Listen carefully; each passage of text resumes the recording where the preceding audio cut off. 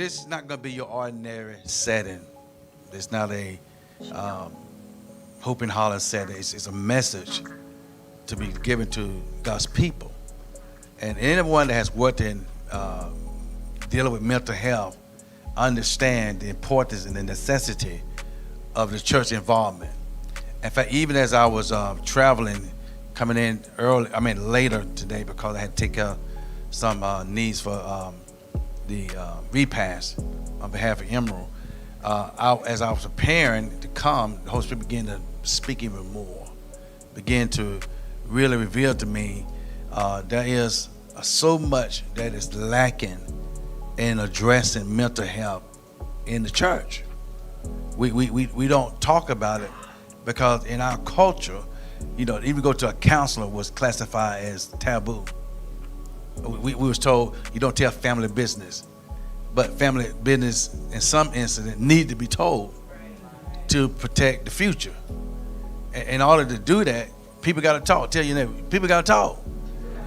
If COVID didn't make people start talking, nothing did. So it gave us the opportunity to have those moments of intimate conversation and related to what we're thinking. Somebody say thinking. Thinking. Now I got so much to deliver today, and I'm going to do all I can to stay within a good time frame, but I really need you to bear with us because I really want you to get this. I really want you to grow from this. I really want you to be developed. What God's given me has been a saving grace for me. I have not always had what I call a stabilization in my mind because there have been so many things have come throughout my life from a childhood that I thought was great. I only found that it was dysfunction. We just covered with toys and stuff like that. But then, y'all know last Sunday, was it Sunday, Wednesday? It hit me. Wait, bro, what's wrong with you? You got stuck with the toys. And then I had a flashback. There were some things that happened in my life that really challenged my mental capacity. That even though I'm functioning in this society as norm, but there have been some abnormal things going on. There have been some situation that if God has not stepped in, I would have literally lost my mind. I know what suicide thoughts feel like. I know what it's like to be overwhelmed. I know what it's like you feel like you're losing it. Anybody ever been in that position? So it's no secret. So if I'm experiencing that, I'm quite sure others are experiencing it. Yes. But it's not to focus on so much on the mental illness, which I think, Anita, at some point we will have to bring that in, that component, because it is the result of the mental health being impacted. So you will hear me talking back and forth to my daughter Anita in her profession, and we're gonna again. Let me put a disclaimer: we are not clinicians.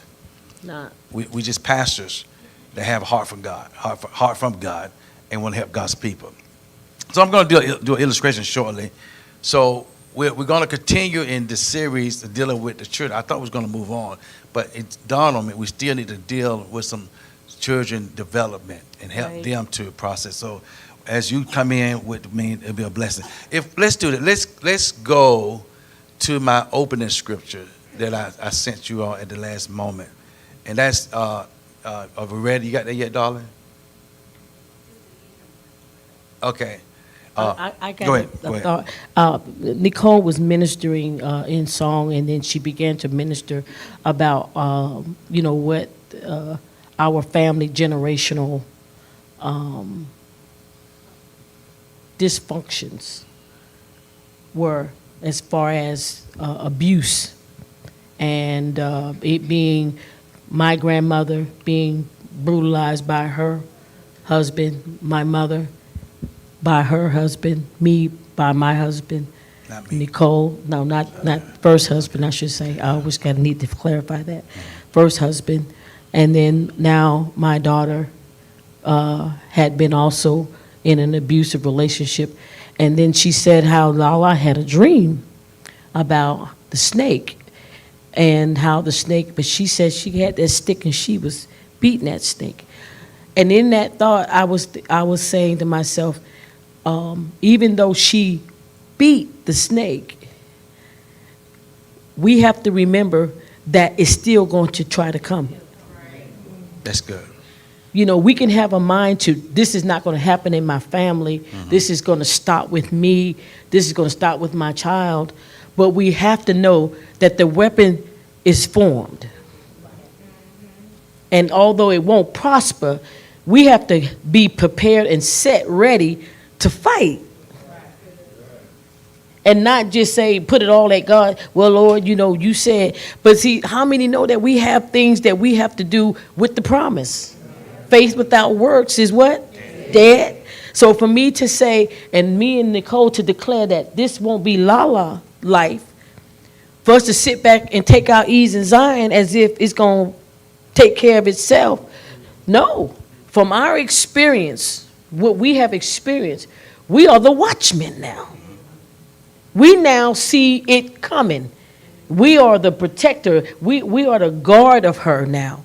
And so until she gets to the place where she says no and fights. But there's some work to be done. And even in the promise, we have to know there's work to be done. Good stuff. Are we ready, Sharon? Let's if you would go to your Bibles, and I want you to look at the book of Galatians chapter 5, verse 17 to verse 21. Very interesting writing of the Apostle Paul as he addresses dealing with the flesh. Mm-hmm. And what you just shared about your brief testimony of your generation or genealogy of things that happened, it is no doubt going to complement what we're going to read here. Mm-hmm. That's Galatians chapter 5, verse 17 to verse 21. I'm going to let you read that for me. Start at verse 17 and go all the way to verse 21. You can Amplified version. Let's read. Amplified version. Yes, Let ma'am. me get that part. That part right there. Mm-hmm. Okay, verse 17. Yes. Y'all know these electronics do what they want. Okay, I'm there. Okay, verse 17 to 21. Okay, so it says, for the sinful nature has its... No, Amplified version. Amplified, amen. Galatians chapter 5. It says, for the desire of the flesh. Verse 17. Sorry, verse 17. Oh, that's me. I'm wrong. Okay. Yeah. Go back. Which one? Verse 19, yeah. In my verse, you want 19? 19 to 21, I'm sorry. Okay, so 19, starting with verse 19. Yes. Okay. It says, you want me to read that one up there? That's fine. It says, now the practices of the sinful nature are clearly evident, that they are sexual immorality, impurity, sensuality, total irresponsibility, lack of self-control, idolatry, sorcery, hostility, strife, jealous, fits of anger, disputes, dissensions, fractions that promote heresies, envy, drunkenness, riotous behavior, and other things like these. I warn you beforehand, just as I did previously, that those who practice such things, she made it smaller, will not inherit the kingdom of God. So Apostle Paul is talking in regards to the works of the flesh being evident that they exist. So you take a child in a starting stage of life, you will find out that everything that impacts a child starts in the child development. When I not say, Anita, is when a child is here, whatever you pour into that child, hold that for me, is, let's say this is the child, there was you one time, and this is the adult. Whatever it is inside the major picture only is designed to receive and pour. So this is the child, and this is all these things in life that a person will be impacted by in some form or another. So if a parent, and we're talking about what are you pouring into your children, whatever is in you goes into Johnny or Renee. And it's poured over time. Once it's poured, it's in there. Whatever you bring out of you into your child is what they grow it to be. Let's go to the scripture. It said, train up a child in the way he should go. King James Version, and what he has been taught when I depart. In the Amplified Version says, train up a child where he should go and relate it to the will of the Father for his life and help manifest his talents and gifts. So the child receives from you as the God because you have not introduced him to God. All they know is you. So whatever you are in this manifestation earth realm, and whatever you are pouring out of any behavior, anything related to generation, anything related to those scriptures we read earlier, goes into your child. Yes. And they become what you have poured into them. Now the scripture says, therefore if a man be in Christ, he is a new creature. So what goes back out in them, what was given to them, become them, which was you. Now they're them, who's you now. And now they got their own, and they're only doing the same thing was done to them. Just change size. Same people, same situation, just change capacity. Let's be transparent. How many of you can say there's some things that was poured into you as a child that you wrestle with today? Some misguidance, may not be knowledge of, and something was done deliberately. Now, remember, we're born into sin, so our parents or whoever was in our life who didn't have Christ in life only gave what was in them. We break the cycle through salvation. Yes. Though the cycle is broken, it doesn't change the fact it's been manifested in you. So now you're going through the life cycle trying to overcome those things that impacted your mental health. And you're trying to figure out what the dynamics are. How did I get here? Why did this happen to me? Why do I feel the way I feel? Why I'm struggling with this situation? Right. Somewhere in the generation of the genealogy, things were not dealt with. Right. That's why it's very a matter of importance that we be mindful of what we pour. Because it was done to you, don't mean you're supposed to do it to someone else. Right. Right. But we're creatures of habit. We do the same thing but in a different way. We have to break that cycle so it don't mess up the future of someone else. Right. Because the child now grows up, grows up as you and I have, trying to figure out how did we get to this particular side of the field? And why am I here? Why are these things happening to me? Why am I feeling the way I feel? Because somebody did not take the time to get the thing resolved. Right. And now, which was as a child, as a child, everything pretty much is innocent. You believe everything, you do everything that you think you can jump off the roof of a house, you can fly like Superman, only find out when you hit the ground, you really can't fly. Well, we try again. Sometimes we keep trying because we think we can. Yeah. Sometimes we keep trying. Remember when you used to try to jump, we had your little cape on that you tied on? So towel, sheet. Cape, sheet, Pillowcase. You didn't just jump one time, thinking you can fly, and it didn't succeed. You did it several times thinking, in your mind that you might have even caught a little glide there, You know how in our mind, we thought we did. So, well, maybe if I do it this way, it'll happen. And so we, as kids, we have that innocence, that trust, that belief, faith, all of the things that are so good about us as children. This is the part that we have to guard. Yes, because everyone that is admirable is a hero. Whether it be Superman on the television or dad in the home. Because as I said last Sunday, every male see his father as being the hero. No matter how bad he may be, there's something great about my dad. But there's some dysfunction there that is literally somewhere in the cycle is impacting that child life. I have to repent. I've said this many times, kids being bad. No, they're not bad. They've just been misguided. Yeah. Facts. Because whatever you call that is what it becomes. Right. If you given this is what they are.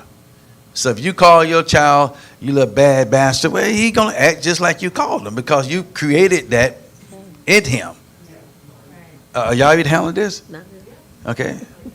Bastard's in the Bible. That means as though he had no father. So I'm not going to say it again. I was like, good. We got it, Pastor.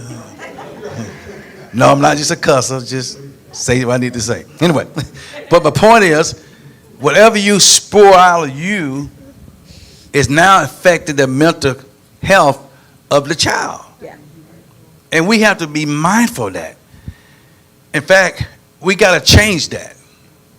I don't want a repeated history of Lala have to say that she became a better grandparent when she could have been a great parent.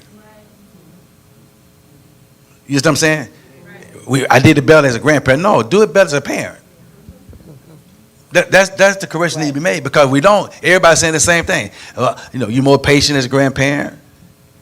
But why are you more patient as a grandparent? You weren't patient with your own children. Yes, ma'am. Yeah. No, Okay. I'm in total agreement with you. I think that there's always room for improvement as parents. Even if you do it well, you probably in your mind could think about some things, that you could do better. Mm-hmm. But when I say, when we're talking in this category, we're talking about things that we know are detrimental to our children. We have to safeguard. Yes. And make sure that they don't get formed. And this is another thing. The forming is happening, and it's happening from all angles. When we touch our children as parents or grandparents, that's a touch. And then the world touches them. The kids in school, I think the kids with grandkids was telling me on the school bus that one of the kids, was on the bus just cussing. And then they was trying to show Trey a video of them cussing. So children that they are raising will come and be impactful to your children, bringing things that you haven't exposed your children to. And so that's a touch. Yeah. And this is not to create a condemning to anybody in this room as a parent. We're just trying to say, let's do a better job in safeguarding our children, because my people perish for a lack of what? And when you don't have knowledge, you do ignorant stuff. So all of this change, the ignorance mean unlearn. Practice is you have to hear the information. Right. And you have to be okay if it happens to be you at this moment. You have to remain that way. Can I say Sure. one other thought to that? We can't stop necessarily the interaction with the world. Yes. As children, parents or grandparents that are raising children in our faith. But what we can do is we can educate them and give them the tools where they can repel, or like Lala, fight. You don't have to take on everything that's presented. And so we got to teach our kids it's okay to say, no, I don't want to see that. Because some things we have to tell ourselves as adults. We got to keep the channel flicking, because, you can't sit and watch everything and then be good. Sometimes you got to safeguard your gateways, and you got to teach your children to safeguard their gateways as well. And that point is just not what you say, it's also what you do. You just made a key point, entertainment. I know some of you individuals like watching some of these sitcoms, hip hop, Love and hip hop. Love and hip hop. These things are detrimental to the breakdown of the family. It's immoral, most of it. It shows a side that we try to disclaim. We try not to be, but yet it make all our women look like rah-rah. It make the men like they're a bunch of whores that can't control themselves. And now we live in a society go both ways. See, these things are entertainment where your kids are experiencing right under the roof of your home. Remember, spirits travel. They go from place to place. They just need permission. So whatever you open the door to is permitted. So now your children are acting out what you are permitting to be entertainment. How many? Everything's not entertainment. Some things are for your demise. So you have to safeguard not just your children, but you got to safeguard your own. Because things are coming in through the airways. The devil is using social media. In fact, you got my slides ready? Look at these different slides. I want you to see this real quick. We're going to just kind of briefly show these and going to move on. Some kind of little graphic, but just bear with us. What do you notice here? Here's the mother on her phone, the father on his phone, and the child's what? In the middle. Left to themselves. Left to themselves. Right in the house, right in the midst of the parents. Now, you don't think that child can somehow glance to see what mom is doing, glance what dad is doing? And all those things that we think we're so busy, we got to be on our phones, but yet not taking time to develop our children, they're left alone. And they're being raised by themselves because we're too occupied doing our own thing. The cell phone is kind of like the living room with the sacred plastic on it. Y'all remember those living room furniture? You know, don't go in there. That's it's too hot to sit on anyway. You don't go to sleep. You be sweat stick. What was it thinking? Be peeling yourself off. Go to the next slide. What's happening here? Words are harming. Yeah, words are powerful. Is it right, Anita? So hurtful. And look at the facial expression of the child. She's just devastated. And then that same devastation goes to the school. And the only person that's seen to be safe to be in place is the teacher. And God forbid the teacher got the same behavior. So the child is catching on from home and at school. So that's why it's very important that we be very mindful of what we say to our children. Sometimes you just got to hold it. If you're not going to build, don't say it. The old folks saying if you can't say something good, don't say it at all. So those words, no, he's not hitting her with his physical fist, but he might well hit her because he's broken her spirit. How many know words can break your spirit? Next slide, please. Go on the next one. What is this here? Huh? Depending on what face she's gonna put Yeah, on. yeah. Mask. She got to decide day by day what mask I'm gonna wear today. How many have done that? Have done the masquerade, pretend like you happened, you wasn't. You know, I mean, it's a lot goes on. You see the angry face, you see the sad face, you see the. Look at the one at the very top, 1, 2, 3, 4 on the very right, left, right. That'd be my right, your left. Am I correct? You good? Yeah. You're right. The mouth come to the side. There's a lot going on there. How many of us have found ourselves trying to put on the different faces? Only find out it's only one face. Next slide. Worship the money. The almighty dollar. Everybody running to the dollar. Gotta get the money bag. Gotta get what do you call it? Gotta get the bag. Gotta secure the bag. Gotta secure the bag. At what cost? From a pole? From selling drugs? From taking money from a John? So many ways people go after money, and people say, I'll never sell my soul for money. But many times we find ourselves doing that. It's a saying that there's a price tag for everybody. Only time that change when you get in Christ. Without Christ, you are for sale. You are a slave to the mighty dollar, because now we look more for the dollar than we look to God. So our children grow up thinking they got to secure the bag. Not legally. It's all part of the mental health impact. Next one, please. What we got going on here? Everybody on their cell phone. No communication, no dialogue. Everybody's being entertained what's on that device there. What was meant to be probably for a phone use, now it's being used what? For sexting, sending graphic photos of yourself. Don't realize that one day they may show up in your election. Right, when you hit stardom, all this stuff manifests. Yeah, and this is the thing about, sending these type of graphic photos of yourself to people that's so possibly temporary in your life. Because they can get posted. And they can be out there just for a lifetime, forever and ever.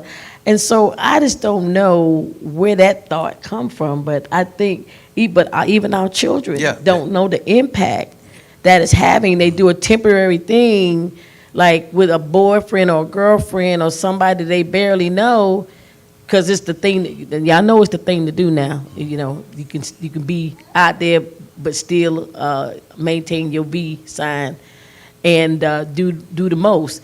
But you're sending these things that could be sent to somebody else, that could be sent somebody to have this thing to boomerang back and backfiring you. And so I'm always cautioning young people and old folks sometimes too about these messages that we so quickly send, and because we're in the privacy of our own room, we feel like it's private. When in actuality, we're releasing it into the world. We Cycle, really yeah. just allowed everybody to have a piece of us in that way, that down the road, 10 years down the road, we might not want people to have that piece. And based on the mental health of a child, they're not developed to know the difference. Right. All they think is, they're being liked, they're being accepted. So parents, I gotta say it again, be careful with these cell phones with your children. You're so busy doing your thing, your kids are looking at stuff, they're getting connected with people right on the rooftop. Is it that we just too taking care of ourselves as a parent, that we don't think the children are going to be impacted? Their mental health is being impacted. What we did as a child is much different what they experience today. Yeah. We didn't have the cell phone as kids. We had beepers. Another thing is too that sometimes we give our kids, we want to believe our kids are as innocent than they are. Yeah. We don't want to believe our children are more experienced or a little more out there than we know. And so it helps us to rest at night to think that they're still innocent in every way. When in actuality, they've been exposed to a lot more, and they're actually dabbling in a lot more than we know. And so me personally, when it comes down to the cell phone, I have no problem with any of my grandkids right in the middle of whatever they're doing, give me a phone. I need to see. And I don't go do what they're looking at now. I go into the history and I start sliding and looking, give me your pictures. I want to see your videos you're making, because they are influenced. Yes. And they will try to repeat what they have been influenced by. And so you have to be careful. And then you got to have the conversation. When you see something, it's not a beat moment, like, how you doing? But you got to explain to them the danger of what it is that you're doing when it comes down to these phones and sending pictures, photos, or making videos and stuff like this, because everybody wants to be a YouTuber as kids now. Everybody wants that light now. That's the thing. The thing is to be popular and famous, and everybody's following you. And I got to say, that has to be a part of a mental health situation, because I'm seeing more grown women on trying to be YouTubers or trying to be Facebook sensation. Everybody tuned to the camera. Everybody trying to get the come up. It's Goes affirmation. Viral. It's affirmation. Which means that somewhere, even as the adult, we deal with the child, somewhere the affirmation wasn't given. So they're getting affirmation as an adult, doing childish stuff. That's what Paul said, I put away childish things. Because if you don't stop these things now, if you're doing it at your home as an adult, why wouldn't your daughter, why wouldn't your son do likewise? They see your behavior. Some things you just don't need to do as a believer. You just shouldn't do. And it's sometimes it can be a brokenness in you, or it's a disconnect somewhere. That sometimes the affirmation, or that we go after the affirmation. Most of the time, everybody, most of the part, wants to be liked. That's true. Most people want to just be liked. I just want people to like me. That. So that's where all this comes from. A lot of this is just that, and then we have to understand that what we're talking about now, there's some missed pieces that we didn't get, that's got us still feeling like that's the most important thing, even to the point of my putting myself out there in a light that may not be, good. Yeah. Just for the affirmation or to be noticed, I put myself out there, and so this is really big in our world now because of the devices and the ability to be instant anywhere. And don't be afraid to change it. Yeah. See, the thing about change is make the change. And society says this, well, kids deserve their own privacy. They deserve to have their own thing. No, not when you live in my house. We respect boundaries on both sides, because you are entitled to have some things that is yours, but as long as not it's going to be detrimental for your future. But when we let our kids have free range, then when things come out, you have to take responsibility for that. I almost have what I didn't have. Well, they didn't have certain things when you was a child. But if you're going to give them things that you can't afford, that also is affecting the mental health of the child. Because now the child only does what they see. Right. And another thing with this, while we're on this here, is that once you put yourself out there, this is to our young people. Yeah. Once you put yourself out there, you give people the right to ridicule. Yeah. and not like, Yeah. and Now cyberbullying coming and in. have a negative comment behind you, behind whatever it is that you're putting out there. So sometimes we got to be mindful that, first of all, everybody's not going to like you. Everybody's not going to think you're cute. Everybody's not Yeah. going to think, everybody's not going to be in agreement with what you are trying to portray. And so when you put yourself out there, you're also putting yourself out there for negative impact to come back to you, which is going to be opposite of what you're trying to do, which is to be affirmed. And then that's another punch in the gut that you take, because now what you was trying to do to be affirmed is now turning into a negative thing. From people. Some people out there, that's all they do is they just troll to say ugly stuff. Yeah. And it's not even about you; it's about them. My next slide, please. Got a couple at dinner. Now, I gave a homework assignment last week, and I asked everyone relating to your family, when you eat dinner, not to use your cell phone. How many did that this week? No, we never do. Yeah, you did. Y'all did. What was it like to have that time, not to have the cell phone, but have time with each other, just to have a conversation? Yeah. Yes. Anyone else did it? Yes. My mother. What was your results? Well, basically, we do that. We have family dinner all the time anyway, so it's nothing new for us. We don't use a cell phone. We actually sit down, we have dinner, and we eat when our children was little. We always have dinner, and we still do. Keeping the tradition. Amen. That's Amen. wonderful. Pie. Yeah. Yeah. If you can have that time for that intimate moment with your children, you'll find a whole lot about them. Now, listen, I'm not your dictator by far, but when the man of God give you something, it's for your betterment.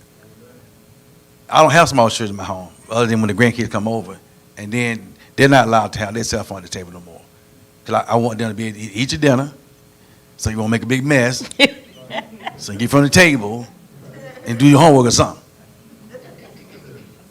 Now that's my mental health. And don't be okay your kids being angry with you. That's the key. Some traditions need not to be broken. In fact, in the Old Testament, God told them when they come to the table, remind them of the Passover. How are you going to remind people of the Passover? You never talk about it. So we got to take the moment and the time to spend that time together. We got one more slide. Everything is related to technology. We can't even help people because we're so bound by technology. How many know technology has begun to literally take us by storm? You get notification, you got nothing to do with you. So the technology world has tapped into anything that you have watched. They now know how to bring those things round and round. You ever been thinking about something? How did that come up? Yeah. It's tracking. Yeah, it's tracking. Yeah. Okay. All right. Let's go to Ephesians chapter 6, verse 4. Amplified version. We're going to go to Genesis as our closing chapter. Ephesians chapter 6, verse 4, Amplified version says, "Fathers, do not provoke your children to anger. Do not exasperate them to the point of resentment with demands that are trivial or unreasonable or humiliating or abusive, nor by showing favoritism." Somebody say favoritism. This is the word, only word I really want you to hear today when I go into my main chapter reading. Somebody write the word, if you would, write the word favoritism. Or indifference to any of them, but bring them up tenderly with loving kindness in the discipline and instruction of the Lord. So Paul was the writer of many of the epistles, because Paul's experience was so unique. Though he wasn't a married man, though he never had any children, but yet Paul was able to, through the Holy Spirit, tap into what society needs to know in relating how they're supposed to be in their lives. So he said, "Do not provoke your children to anger." How do we provoke our children to anger? Things that we can do to provoke our children is things that we know irritate them, but we do them anyway. My thing is calling names. You can provoke your child, because I think we only can discipline them or say something to bring them in order by cutting down to the knee. But that just actually causes the child to be angry on the inside. And a lot of what you're trying to say to them, they're probably not listening because they're just angry and mad. Mad because you're belittling them or calling them out of their name, or, and even sometimes our tone, our voice level is that it can be provoking. I think that sometimes we as parents, we just don't, we're not mindful of the fact that children are people. Yeah. And you don't have to remind your child, this is my house. They know it's your house. You have rules. You have standards. Yeah. But every child at some point in life going to challenge some of those rules. It's how you've been rearing them from the beginning to where they are now. How many remember as a parent, as a child, your parent gave you a look, you knew that was time to stop. Went too far. Now these days, they look back at you. And now it's time to snatch. Right. That's old. Um, Help me, Lord. And bring them brown. You can't say that. Yeah. Never, No, I can't say ever. that. I'll take it back. No. But anyway, that's when the discipline really comes in. So he says favoritism. Now, the word favoritism means what? What does the word favoritism mean? Anyone? Just guess. What is it to be favoritism, to be favored? It happens, but it shouldn't. It happens, but it shouldn't. Now, look at Genesis chapter 37. This is the story of Joseph / Benjamin, but mostly Joseph. Even though Joseph was on a dreaming missionary movement, but Joseph was given certain privileges and certain favoritism that the other brothers didn't get. And because he got certain privileges and certain favoritism, it only created a rivalry among the siblings. Right. Genesis 37, verse 3 to verse 4. Skip to verse 20. We'll stop there, please. Says, now Israel loved Joseph. Now, Israel was Isaac. I mean, Isaac, that's right, yeah, Isaac. No? Jacob. No. Yeah, Jacob. Yeah, Jacob. I'm sorry. I'm thinking about Isaac. Go ahead, read it.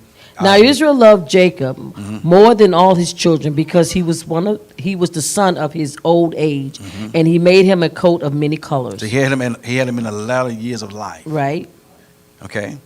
And when his brethren saw that their father loved him more than all of his brethren, they hated him and could not speak peaceable unto him. Who did they hate?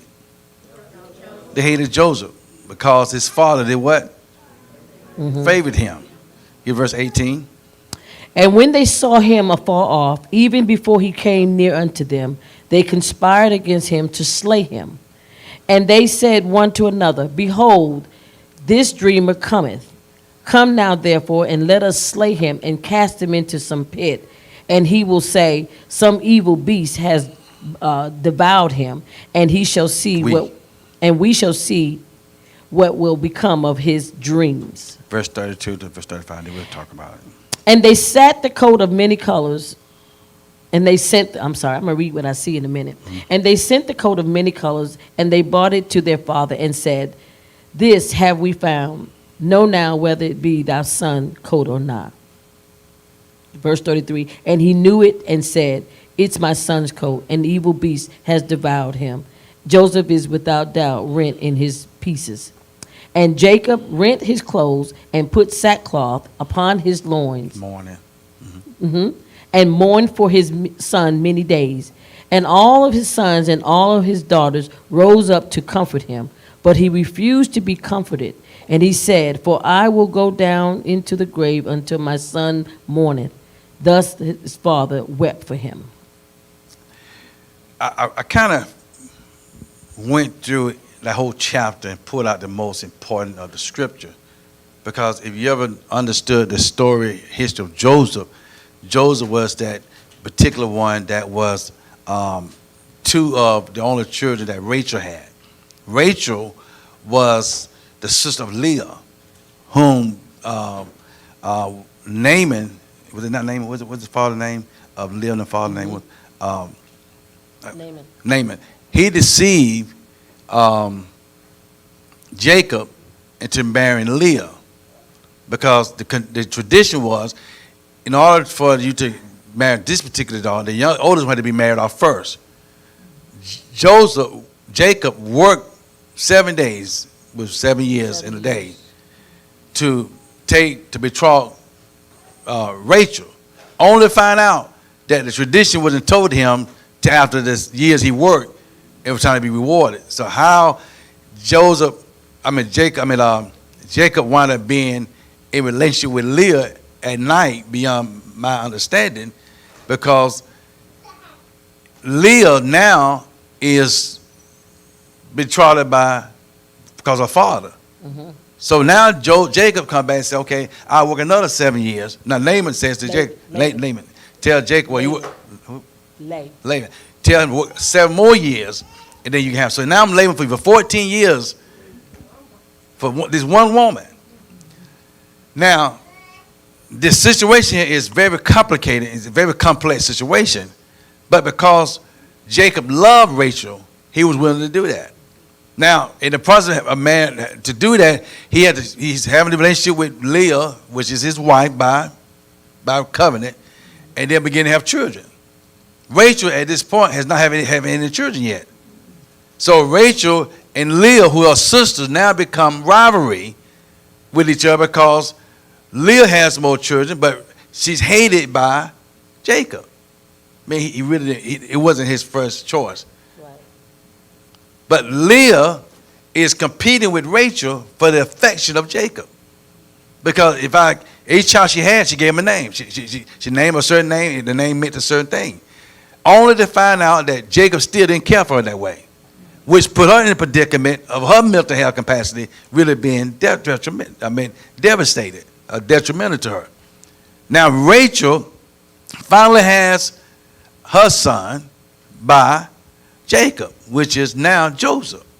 Then the second child, the last of the two, was Benjamin. And Benjamin, when he was born, Rachel died in birth, as a delivery. So she died. So now Jacob only has, by his wife, is Joseph and Benjamin.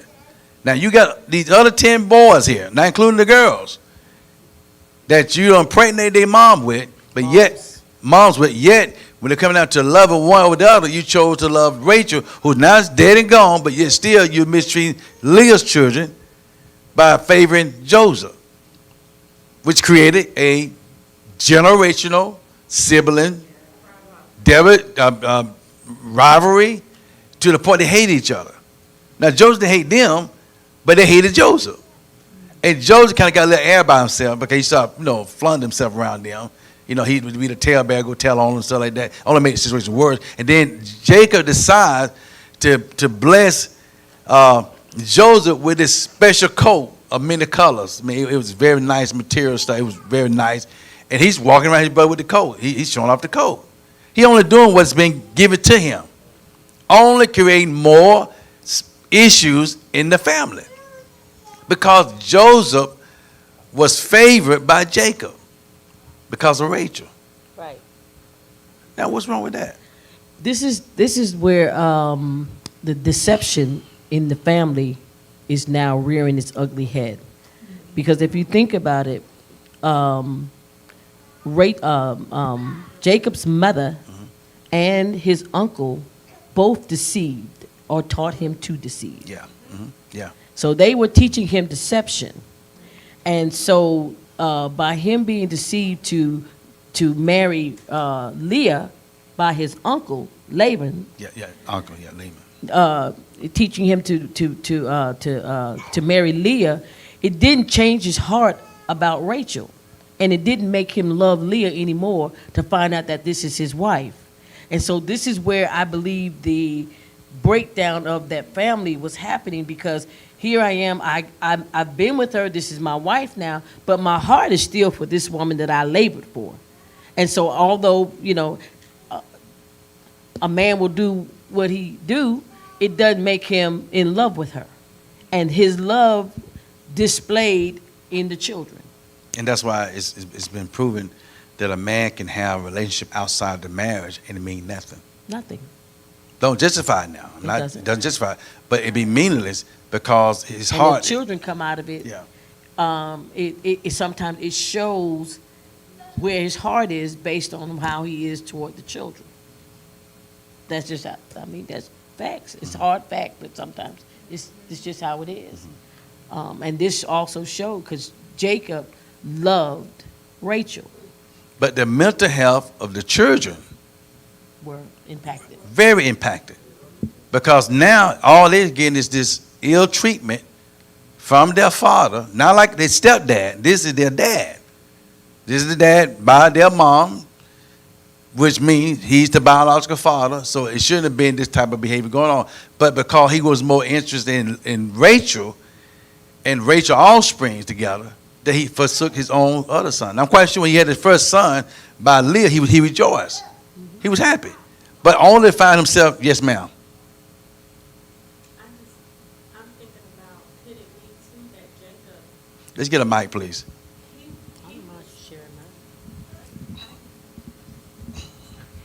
could it be that Jacob, remember, he was even taught to, Yes.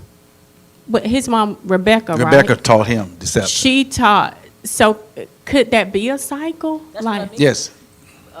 Jacob's mother, Rebecca and Rebecca. Isaac, right? but Rebecca was the one that Taught him to- Please give us another mic. Yes. Okay. Esau and, okay. Right, and so, but remember, Rebecca and Laban were siblings. Right, And Laban was the one who deceived Jacob for the 14. for the 14 years. So that shows you there's a pattern in that family of deception. And so that's where, it down the road it manifested with Jacob and his love for his the woman that he loved, children. And I would say we say abused the other boys, but the fact, or the other children of Jacob, but then he just preferred Joseph and Benjamin over the other sons and daughters. And because Yeah, he loved Isaac, Rachel, yeah. Leah was a contract. That wasn't who he wanted. But he'd been with her, and in that time, you can't just put a woman away; she'll be destitute. When you're with her, you take her off the market. So you gotta keep her. So to This is speak. polygamy, what's going Yeah, on. yeah. So she wasn't loved by Jacob. She was the contract. But the overall problem here is that the children had to experience the lack of fathering with compassion and appreciation because of the other two. Which only made the other two suffer mental health issues because they got this thing going between their brothers. These are their brothers. Even to the point that when Joseph was supposedly killed, which he wasn't, his brother had conspired to kill him. They were that angry. They Yeah. were that disheartened toward him. As a matter of fact, selling him was the second Yeah, choice. Yeah. The initial thought was to kill Because of him. Reuben, yeah. Yeah. But, the older brother just Reuben, yeah. said that this is not right, this is our brother. And so he minimized it somewhat by just being sold into slavery as opposed to killing him. That was the option to do. So that shows you that there's dissension amongst even brothers. And that happens today. I mean, even in families today, you have those things going on where siblings are at odds with each other because one point, the parent may treat one better than the other one. And that's part of that breaking cycle we got to break because down the road, these kids suffer with that. I mean, even in my own personal sibling, there's been a distant connection because of things that happened in the past. Not that someone did something to someone, but the way someone was treated over someone. So we have to make sure we kind of, fix that problem because it's only going to continue to go on. Here, Joseph is now sold into slavery. Dad is being yet deceived by his own sons by saying that he died. But Jacob said he died. They didn't say he died. He said Jacob said, he must have been destroyed by a beast because they got the coat with the blood stain of an animal. So Jacob automatically assumed that he got devoured into pieces. They never say he wasn't. They didn't say he did. They just went along with it. Right. So now we got this whole thing messed up. Though God's working a plan out of it, but you look who's been impacted mentally by this. Yes, they will be bringing provision for them because of Joseph in Egypt. How many know God could have brought provision without them going through all of this? Without him being someone, it could have been just God could have worked the plan to get them in Egypt, just like He did Moses, get them in Egypt to provide for children of Israel in Goshen, while the Egyptians suffered when they came down to the plague. See, God don't need your help to make things better.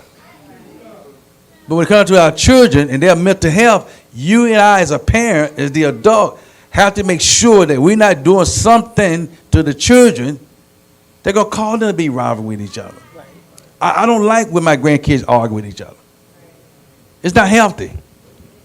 It's not healthy at all, because when they do that, all they do is create more, what's the word I'm using? Tension. Animosity. Yeah, because mom or dad come in and get on one, he feel like he succeed, the rest of them feel defeated. So you got to teach your kids how to communicate. You know, advocate for your children. Make sure they have balance. Yeah, you're going to have differences. You're going to have difference of view, difference of opinion. All your life's not going to be the same, but you should always remember your siblings. You should always remember how we're supposed to do our best to get along. If you don't fix it here when they come teenagers, you almost going to forget it. Yeah. Is that right, counselor? As far as like that, Yes. you do have to teach them how to communicate. Yeah. As you're saying, they won't, it's a likelihood they may not learn how to do that effectively amongst themselves, basically. The problem with that is That's right. society as a whole has normalized this whole sibling rivalry. And I mean, everybody has disagreements. Yes. But to be at each other, even as Turn your mic on. Yeah. That- Okay. I was saying that society has just really normalized it and cloaked it under sibling rivalry, but to really be at each other's throats and stuff, it just really doesn't have to happen like that, because that is what they will do when they grow older. Exactly. Yeah. That's exactly. I remember, my uncles, my father's brothers, and they're all deceased except for I think one now, right? Just James, right? But when I say fist fight, I'm talking blows, like strangers in the street. They would fight each other, blood, like knock each other out. Like I think my uncle knocked Kenny out one time, a few times, several times, many times. And the dysfunction, no, honestly, it was just, these are uncles that we loved, Yeah. my father's brothers, and when they would drink and, we know how they get drunk and then they argue about the Bible. And, they fighting in Jesus' name,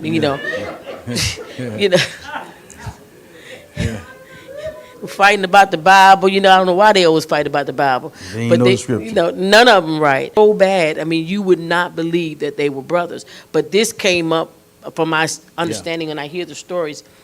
Little boys up to adulthood, grown men with their own children now fighting in the street. That's the dysfunction that if it's not fixed, Right. it become the next generation.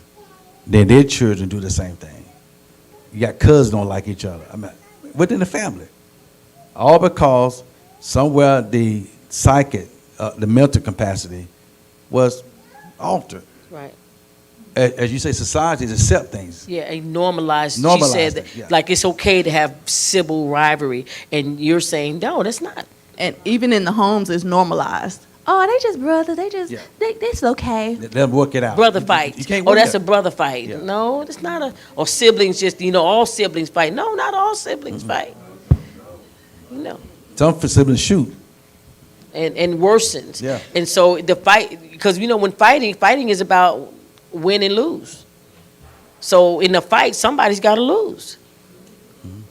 And so when you think about that in siblings, which one of your children is supposed to lose? Pass the mic to Yeah. Minister Dana, please. Someone be my mic passer, please. Yeah. If you want to say something, raise your hand. That way we can get the mic to you.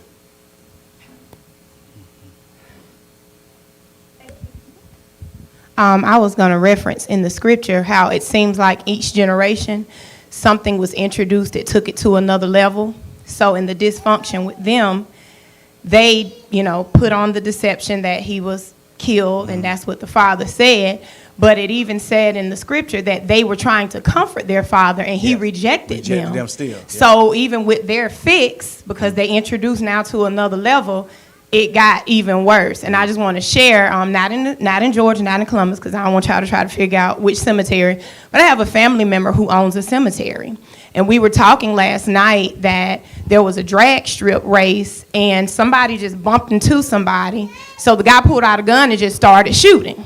Well, a 19-year-old young girl ended up being an innocent bystander, and she was killed. So the funeral was yesterday, and he sends me pictures of the cemetery where the girl's own family, both sides of the family, at least 10 fights broke out. From the funeral to the cemetery to the whole entire day. And so I thought it was the opposite. Like maybe it was some of the people who were on the opposing sides. He said, no, it was her very own family going back and forth at each other to the point that law enforcement was taking off their weapons and fighting like they in the street with the people. Wow. All within the same family. Like they couldn't be unified in honoring the 19-year-old girl's life from whatever dysfunction, obviously, that I think probably had already been there. At least 10 fights broke out at her homegoing. Yeah. See, that's why the mental health is important that we address these matters. Because it's not uncommon when in our culture, folks start fighting over foolishness when there's death in the family, and after that's gone, the funeral gone, everybody go back to their normalcy. It's not normal. And the only time we come together when there is a funeral. We have to fix those I call situations for the children because they see that. Again, whatever we are pouring in our action, the kids they're receiving it. They're learning it. They're learning bad behavior. Anyone else have a question for us? Yes, ma'am. Acacia. Not really a question, just a statement.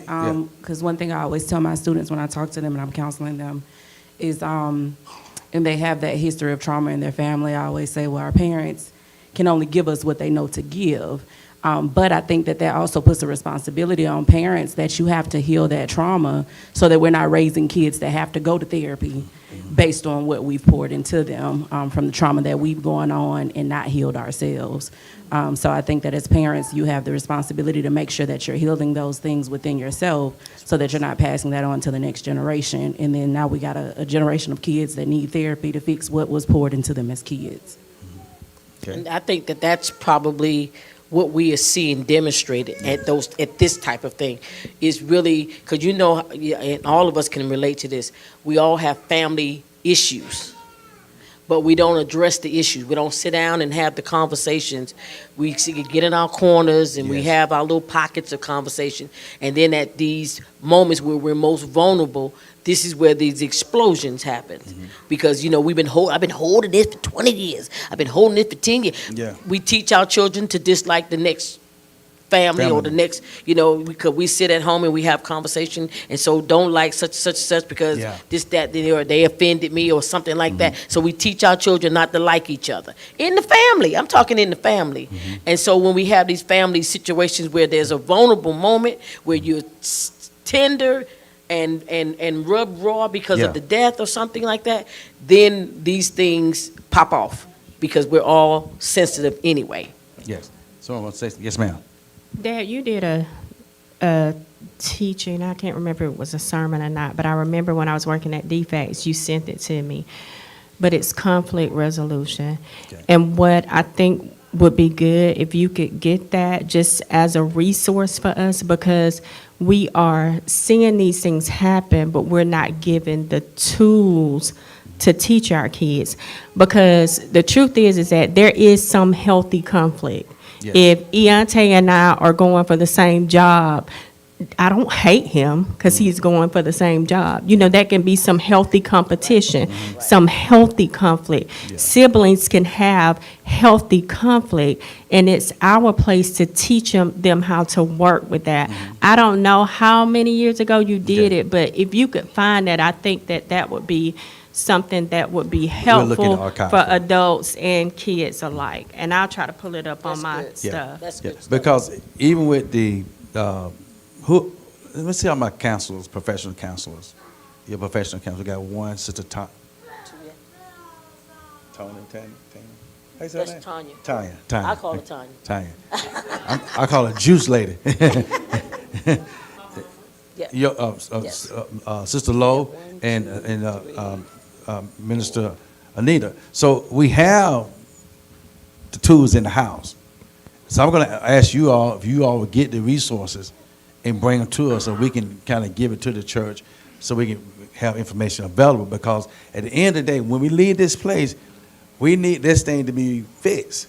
Right. We can speak and talk all day long until you understand what you're speaking. You still got a situation. So we got to break the cycle. The only way we're going to break the cycle is this type of setting where you can hear it and then you can go home and work it out. Right. I want to encourage you, don't allow your kids to have fights among themselves. Yes, ma'am. Yes, pass the mic to All out Sister- battles. We're not talking about disagreements because they're disagreement. going to disagree. Yeah, they're gonna You know, disagree. you got my toy, you broke my toy. You got my phone, you broke my phone. That's gonna happen. That's going to happen. But there has to be a healthy way on the resolution of the fight. Being a mother of three boys, there was never a dull moment in my house. And, people used to say also too, oh, they're just boys, it's okay for them to fight. No, it wasn't, and Xavier, he's the oldest, so it's like 6-7 years in between Armand and DeCarlos. But Armand and DeCarlos used to try to, and I used to look at them like, y'all fighting like, y'all are strangers. That was just unacceptable, and I used to do, I never forget, I don't know if this was healthy or not, but I put them in one T-shirt one time where I made them, they were fighting, and I got one of their dad's large T-shirts and put them, yeah, and I Love each other. I wanted them, basically they had something, I think they had to clean the kitchen, but they had to work together in that T-shirt. They were close. One arm was in another, and one arm was in the other, and the two was side by side. But I'm like, y'all are going to figure this out. You are going to love each other. You are going to get along. And now with them being older boys, even though they are totally different, I see that the love that they have for each other now, all three of them, how they talk and how they bond. Yeah. But when they were younger, I was like, oh my gosh, they seemed to not like each other at all. But that just was not acceptable to allow them to fight like that. So in the dynamics of what we're talking about is trying to safeguard the mental health to keep from becoming mental illness. Because see, everything starts off pure, only become impure when things that are being permitted. Again, it goes back to, especially these educators. I know you all have to deal with this each and every day. Kids come to the school with a lot going on, and somehow in society, if it's having to be a child of color, they get put in a certain category automatically. A black man in America still have to deal with some conflicting issues here, which impacts that person's mental health. So what we have to understand, to order to alter the plan of the enemy, Right. which is all Satan's plan, is to break down the family, Yep. to break down society.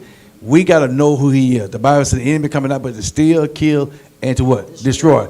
He'll use any Means. necessary to break up a family, to break up a person, to break your spirit. Right. And what Joseph experienced was his father, beyond his generation, brought to him what he gave to his sons. As you stated earlier, I was going to bring that part out. Here they're trying to comfort him, the sisters too, and they still get rejected. And then when Joseph found out that Jacob found out that Joseph is not there, he still don't have a change of heart toward the other ones. Sometimes you're not careful, you'll take it to the grave with you. That behavior will go to the grave with you. In order to change that behavior, you gotta alter it now. Amen. Anything else? I was going to say that I believe the first thing we as believers have to do is don't let the enemy rob us with shame. Yeah. When the family has breakdown and the family has issues and things that need to be resolved, don't let the enemy put you in a place of shame that you don't get the help, or that you don't cry out, or that you don't ask for the help that is needed to make sure that you are good and your children are good and your great-grandchildren and grandchildren are good. Because this all about that scripture you says, if any man be in Christ, he is a new creature. Yes. Old things are passed away. Behold, all things become. In other words, we're not going to get to the becoming part if we keep hiding in the dark. Yeah. You got to be straightforward. The enemy come what? Steal, kill, and destroy. So anytime he raises his head in any one of those areas of our lives, we cannot let the enemy shame us with what people going to think. What people going. I don't care what people say. I'm going to be victorious. I'm going to rise above this, and I'm going to bring my family with me. And so that's, if we take on that mindset like that, you will find more with you, rallying with you, than you ever will find that are walking against you. Especially at school. Yes. Yes. Yes. We're so shamed and our kids are falling by the wayside because parents will not. They're ashamed to say that their kids need help, special education services, all of that. They're ashamed. Don't want to be labeled. Right. But that Don't goes, wanna be let's late. go back to, we don't tell family problems. You have to. Yeah. And then not only that, but sometimes, I remember when we were younger, we had food stamps. You know, back in the day, we had the book, the actual book. You know, you tear out the $5. Where them days at? Because you used to be able to hand them out. Yeah, here's your allowance. I can't believe y'all clapping for that. But we used to have food stamps. And this fed us. These little coupons fed us. But we had, you know, the mindset, we had been so ridiculed as kids that the very thing that helped us, we were ashamed of. The very thing. Now, don't try me today. You give me, I'm going straight to the stuff. Before you say what you're going to say, this is why at World Changes we don't practice what we do for a community to highlight it.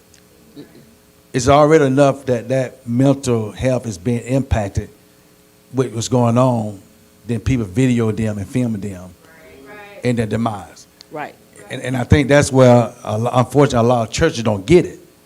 You know, when we did our Christmas drive years ago, we didn't go on the news telling we were doing a Christmas drive. In fact, when we did it, the parents, when they came to church, while they were in service with the children, one parent would come next door, the toys already selected, put in a big trash, Trash bag, the the blacked out. blackout bag, and then the parent would put it in their car and go home with it, put the toys and come back to church. So the children thought their parents got the toys. Because now, like when, and this is because I never experienced it, I never understood why you give a child a toy before Christmas in charity. Only for that child to open that up Christmas Day. And That food, impacted we me. never stopped with the Yeah. Christmas drive. No. We've been given, we just don't put it out there. Publicize, yeah. Food, we still do food. We still give food, but we Yes. just don't, I don't have to call the whole deacon board over to give out food. We don't have to call all the mothers in. You know, sometimes it's just, it's just Discretion's the key. discretion. You know, that it's enough that the person is in that place, and it's nothing about pride. Yeah. It's sometimes it's just giving that person dignity. And then to have to stand in a line and then got to give your whole life story just to get a plate of food. No, And let's then just they loud feed them and talk be you. done with this. Come on in, come on in. Over there, God, help me, Jesus. Yeah, help us. Okay, yes, darling. going to say, too, as a mother, I was going to piggyback on what Amitra said. I was one of those mothers who was ignorant when services were recommended for one of my kids. And me and my mother both were very ignorant to what they were telling us. They were telling us that, this particular child needed special education, and Dad is going to put us all under a crab and all was going down. We were very ignorant. And so initially when it was told to us, we was like, no, because in our minds, we thought, when we were in school, special education looked a lot different than what it did today. Yeah. And so when it was told to us, we was like, no, that's not the case. But we eventually started noticing that there were things that this child just could not help, could not do. And once he got the services, once we actually said, okay, well, let's just educate ourselves while we're in these meetings with the teachers, parents, just tone down a little bit. Because I can't tell you how many of my kids' teachers, when they come and talk to me, because they talk to me, because I text them all the time and call them all the time, or they call me all the time. But their initial is so much anxiety because they're not sure if the parent is going to pop off on them just by saying, hey, this is what happened. So I always get this when they call, hey, Miss Young, it's not bad, I just want to let you know. And I say, look, I know my for. You ain't got to tell me nothing. If you call me, it's for a reason. So, parents, we have to educate ourselves on what the teachers are telling us is what is required of our children. That's asking questions. And us stop being ashamed of what our children may need, because some of the things that they are needing is not a deflection or reflection of who we are as parents. It's some things that just have happened, and that we have to do our part by educating ourselves. I'm making you proud, Anita. By educating ourselves and making sure that we're doing everything that we can to make sure our kids succeed. Because now that we have done that, this child is just flourishing in ways that we could not have imagined. Now, there's some other things that we're still working on in the home front, but as far as school, he has exactly what he needs. This boy is a football player and all types of stuff going on. So I think at the end of the day, parents, educate yourself. Dime back when the teachers come and talk to you, because at the end of the day, it's still a village. It's just at the school and at home now. So that's what I wanted to add, just from the parents' point of view. That deserves a hand clap right there. That is, and then just to kind of give you the rounded picture of that, is that some people see things you don't see. Yeah. Because I wasn't a trained eye. We weren't trained eyes to see it in the early stage. All we saw was a little child that we loved and da-da-da. We didn't see what the trained eye saw. Yeah. They had to get older for us to start saying, wait a minute. It wasn't that we couldn't accept it, we didn't see it. And so we deflected because like, well, I don't see all that. Well, but in actuality, it was just because we were untrained. So we, even in that, what you're saying, we had to, sometimes we have to learn what we don't understand, someone else gets it, and then be able to, as a village, because that's what it took. And I even to this day, I said publicly, if I ever saw them again, I would tell them, thank you. Yeah. Thank you for recognizing that so early on in his age, that we were able to, eventually catch the ball and start we running with recognize it. it when we And see now it. we do, yeah. Father Time. By the same token, when your kids come and talk to other people and share information with them, don't get upset because they talk to somebody else. I had a young man this past week who talked with me, and when we got finished, he told me he loved me. I said, why you love me? He said, because you listened to me, you didn't get upset. It's not like me talking to the teachers. I can't even get out what I got to say without them jumping on me. So it's about how people will listen to what they say, so don't get upset, because sometimes we can share valuable information with you, and then we can talk to the kid about talking to you. But you can't get upset every time your kids say something and jump on them and don't let them finish. That's why they don't talk. So you got to make yourself open and available to hear what they have to say and be okay with it. That's the thing. You may not like it, but you got to be okay with it and hear what they're saying and then move forward from that. And even from a parent that may be in the midst of us watching us by live screen, this is not to make you feel bad. By any means, it's not to stir some stuff in you to make you feel like you condemn. It's about getting the help. So we want to thank you for joining us today here at the Tabernacle as we are in this series dealing with the mental health of children, adults, the family, and with society. We look forward to seeing you soon. we are a resource that will be available. You may reach us at 706-562-8070. One of our professional staff will be available to assist you with information to help you and your family to address and to be able to embrace the need for